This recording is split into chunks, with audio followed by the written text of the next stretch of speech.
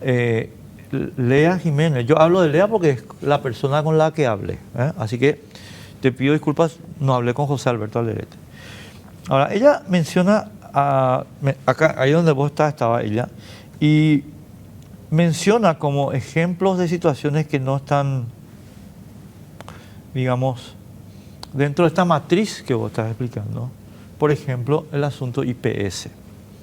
Yo no sé a esta hora qué pasó con la reunión del Consejo, pido disculpas, no me enteré, pero tenía que reunirse hoy, para definir una licitación de 67 millones de dólares para lavandería. Plurianual, pues, con 10 años de plazo. Ahora, la pregunta ¿es esa una licitación urgente y forma parte de las que no pueden detenerse hasta revisar los números? Yo te planteo la duda razonable que, entre paréntesis, a veces también estuvo, digamos, explicando. Y en el tema de los contratos personales de Itaipú, pero eso enseguida. Pero veme primero esta cuestión como ejemplo de otras eventuales situaciones de IPS. Este ejercicio que estamos haciendo es exactamente lo que yo en su momento les solicité a ellos.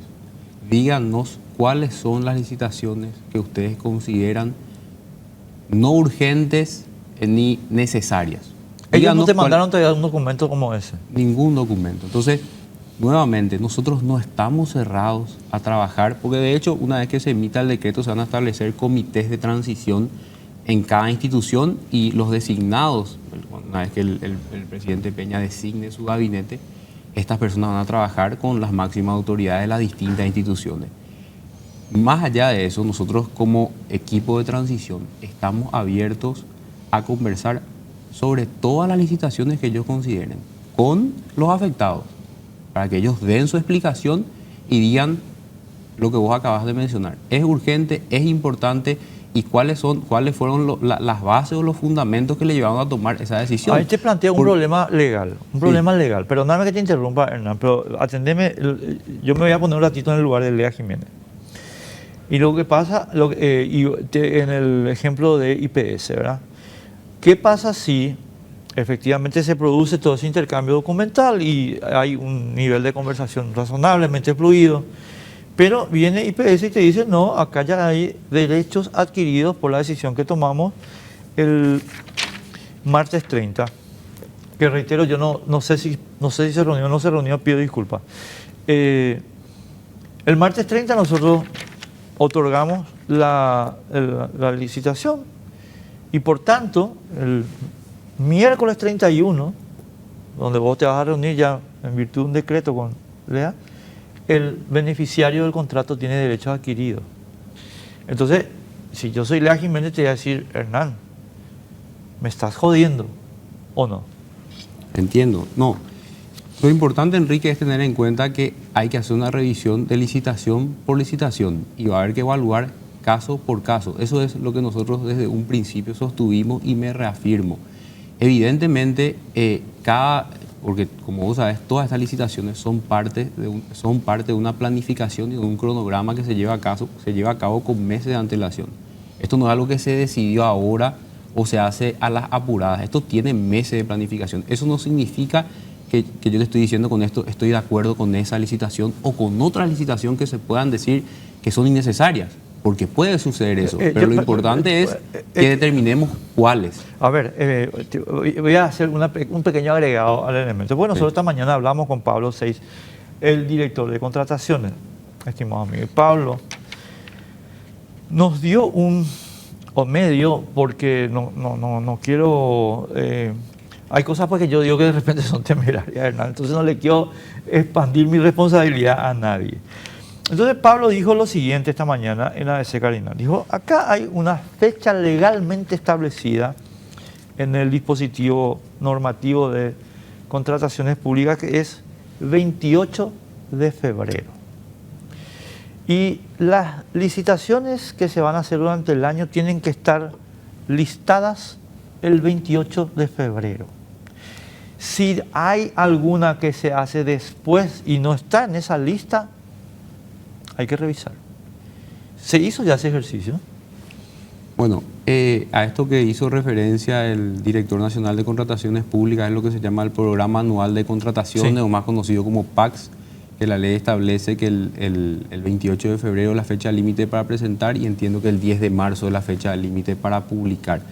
Yo hablé de esto en algún momento con Pablo, sería bueno que profundices con él este tema ya que es su área, pero él me decía a mí en principio que no es un indicio de irregularidad el hecho de haber pasado esa fecha tope. Es lo que él me había mencionado en su momento porque yo le hice esta misma consulta que vos estás haciendo porque él me envió un documento sobre los PACs y ahí también se veía que tenemos la menor cantidad. Y justamente a propósito de ese documento que él me envió, yo le dije esto, pero me gustaría que puedas profundizar sobre este tema con él. No, correcto. O sea, yo nomás, vuelvo un poquito al ejemplo. No, ¿verdad? pero Enrique, esto que vos mencionás, ¿sabes por qué? Es muy interesante porque es un tema que yo les dije a ellos, yo creo que vamos a hablar en la primera reunión de la transición, para determinar cuáles son licitaciones innecesarias o licitaciones que no son urgentes. Tenemos que construir un filtro, un estándar que nos diga, bueno, este tipo de licitaciones a nosotros como gobierno entrante nos preocupa y creemos que nos va a afectar y son innecesarias. Pero hay que tener algún tipo de estándar o de filtro para ir detectando ese tipo de licitaciones. Y eso es lo que vos estás planteando. Si vos presentaste después del 28 de febrero, ese es un estándar. Ahora, lo que sí te tengo que decir, la respuesta que yo obtuve del Director Nacional de Contrataciones Públicas, que de por sí eso no es indicio de que algo hay irregular. Pero, digamos, es como un elemento que nos puede llevar a decir, bueno, espera, voy a ponerte el ejemplo que estamos siguiendo. A nivel de hipótesis, yo no estoy diciendo que esto sea irregular ni nada.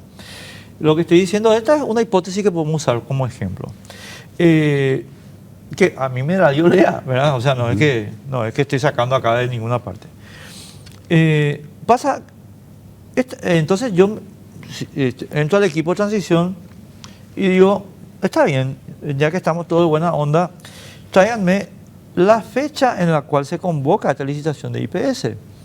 Y si esa fecha es posterior al 28 de febrero o incluso sobrepasa el 10 de marzo, en consecuencia, ahí yo digo, bueno, pero ahí vamos a entrar a estudiar los detalles de esta licitación, ¿verdad? Ahora ya te voy a decir algo muy personal.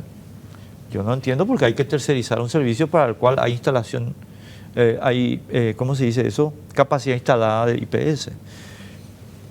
No sé. Yo mi curiosidad es, espera un poco, ¿por qué tenés que tercerizar algo para lo cual vos tenés máquina? No sé. Y encima 67 millones de dólares. Ese nomás es el punto, Hernán, querido amigo. No el gobierno entrante, a mí, no el gobierno saliente, el pueblo paraguayo tiene derecho a saber esto, ¿verdad? Yo estoy de acuerdo contigo, Enrique. Primero, que hay que construir un estándar, que tenemos que tener un filtro para poder después determinar cuáles son las licitaciones innecesarias. Y yo no me puedo hacer cargo de lo que decidió el Consejo de IPS, pero simplemente te digo esto como introducción, ¿verdad? Pero te tengo que decir que una vez que salieron las publicaciones o que se dieron estas publicaciones, yo recibí varias fotografías que me envió el presidente de IPS con las lavanderías absolutamente abarrotadas y me decía, recibimos no solamente lo que tenemos en el Hospital Central, sino lo de Ingavi, esto ya no da más y el que no conoce cómo funcionan los sistemas hospitalarios, pero esta es la versión de él que yo no me puedo hacer cargo porque finalmente él es el responsable de esa licitación.